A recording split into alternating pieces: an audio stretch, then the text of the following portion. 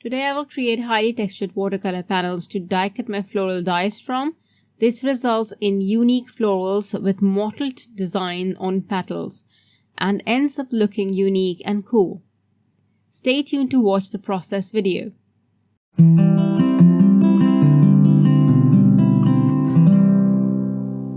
Hi there everyone, Iram here with Creative Coloring, and today I will not be coloring any images, but in fact I am going to have tons of fun creating messy and artsy coloring panels that I will use to die cut my craft a flower dies out of. So I will be using the Craft a Flower Sweet Violet layering die set, and it has one flower, two leaves and a budding flower. And as you must already know now that Altenew has upgraded their packaging for their dies, and I love this new packaging style. This keeps my dies safe. It also has a layering guide at the back side that I almost always refer to. Now I will be using the Watercolor Paper Pad, the 9x12 one. This is what I always use for my Craft a Flower dies because I love to watercolor my dies instead of die cutting them out of colored cardstock. So now you see me cutting these panels. I'm cutting this to size to fit in the mini blossom die cutting machine. So these are like 3 inches wide. I'm going to be using the Ultraviolet liquid watercolor, and you see this flat brush that I have. I'll be using this so that I can color this panel fairly quickly.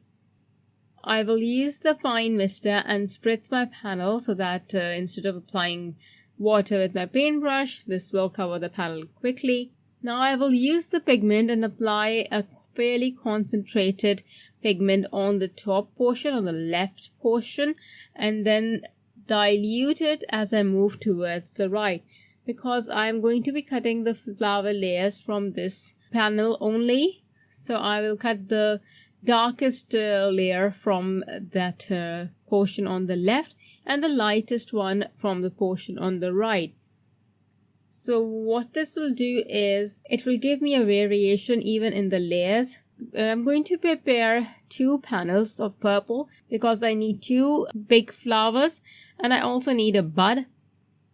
Once my 2 panels are ready, what I will do now is I will take the ultraviolet pigment and I will add tons of splatters on both these panels.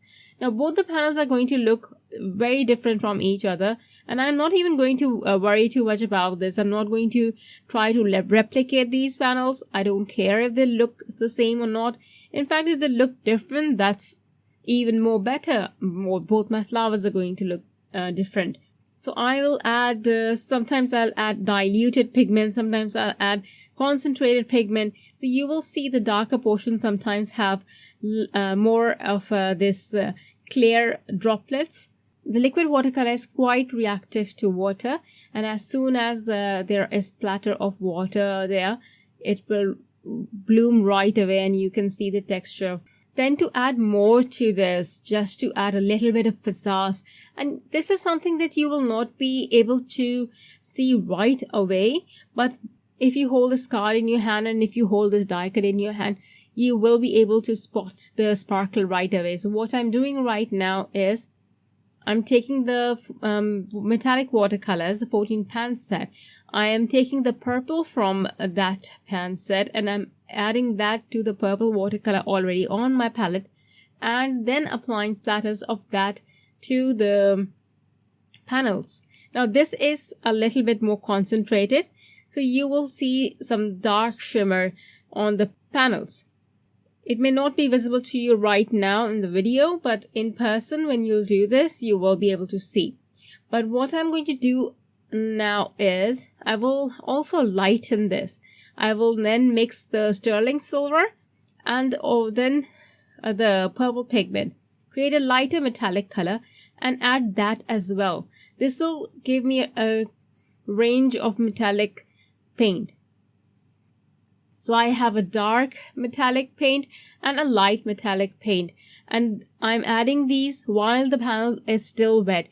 So what this does is it will mix and flow, and it will also absorb a little bit. It will not be very prominent. But if you want these paints to be prominent, you will need to dry the panel and then add the splatters. I don't need these to be very prominent. I just need the shimmers to be there, just to be part of the background, like kind of like the galaxy backgrounds that we usually create. So once I'm happy with the look, I'm just going to use my heat tool to dry the panel. I'm just going to show you up close how beautiful this looks. Can you see the light and the dark splatters both, including the water splatters and also the concentrated paint splatters?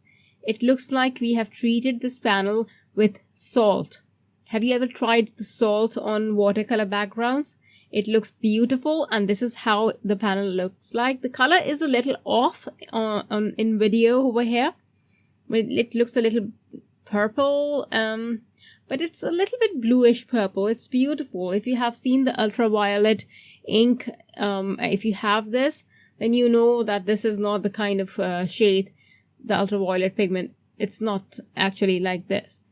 So now for my leaves, I'm going to use the Just Green, Mango Smoothie, and Yellow Ochre. And again, I'm just going to apply a spritz of water using the fine mister.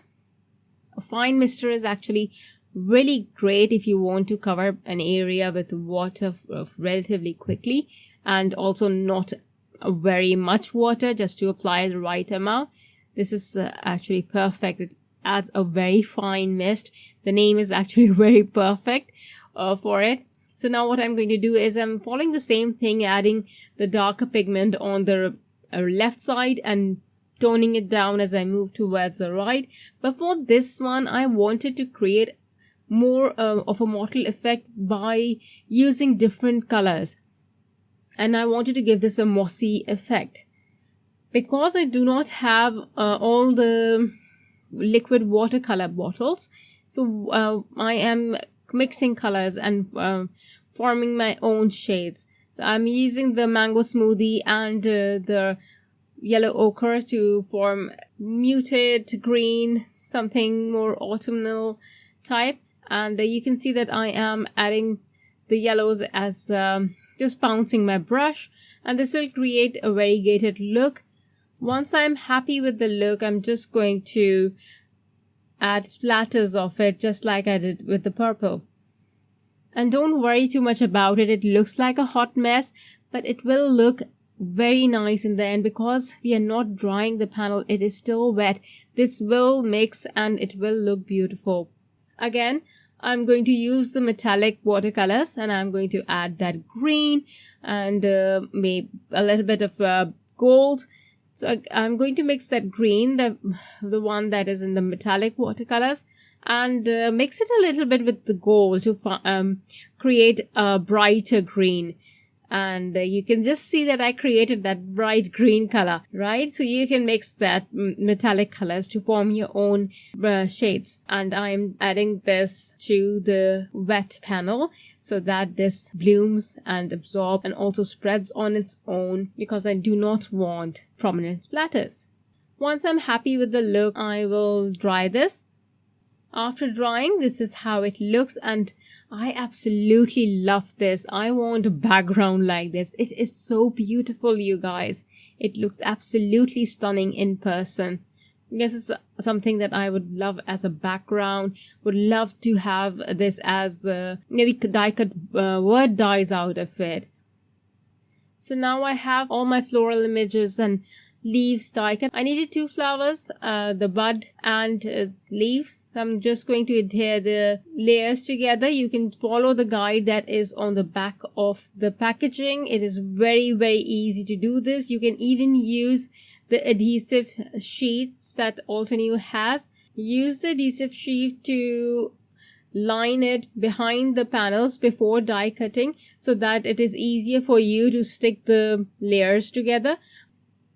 For the card front, what I'm going to do is I am going to be applying a very light color wash of a mixture of black and a little bit of the gray that is next to black.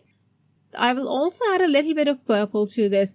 Because I don't have the exact purple, I will be mixing purples and blues to create my ultraviolet, and you will see me do that on the palette here. Once I get the perfect color, I will mix that to the background, and I'm just going to be dropping this in. This is going to be a very light concentration. Once this dries, you will not be able to see this completely, especially in photos, but in person, this is quite visible. It's subtle, but it is there. You know, I have a habit of adding these backgrounds. I feel like I've grounded the image and that it's not flowing in air. Either I do this or add a die cut behind my images. It's something that I do and I feel satisfied that my die cuts are not floating in air. So once I'm happy with the look, I will dry the panel and then add black paint splatters. For the black paint splatters, I know people often ask me what is that disc shape I'm using. This is the pan that I have taken out of the Essential 12-pan watercolor set. You can also take it out if you want to, because I add a lot of black paint splatters. So instead of taking out the pan set again and again, I just have this pen right next to me. I will then adhere my floral arrangement, which I have on press and seal, and then I will just use this beautiful font from the Fresh Bloom stamp set. I have this hello there, and I will stamp this in Obsidian ink, and that's it. My card is done. I love how this turned out. I absolutely love the images. I could have done without the splatters in the background because I think the texture on the flowers is enough. If you do try this, please don't forget to tag me or Altenew. I'm leaving the tags on the screen. Thank you for watching. Bye. Hello there! Did that video just spark your creativity? And do you want more project ideas and inspiration videos too? Well, if you do, please make sure that you subscribe to the Altenew YouTube channel. Also, make sure that you do click that notification bell so you don't miss a video. Thanks so much for watching. Bye bye!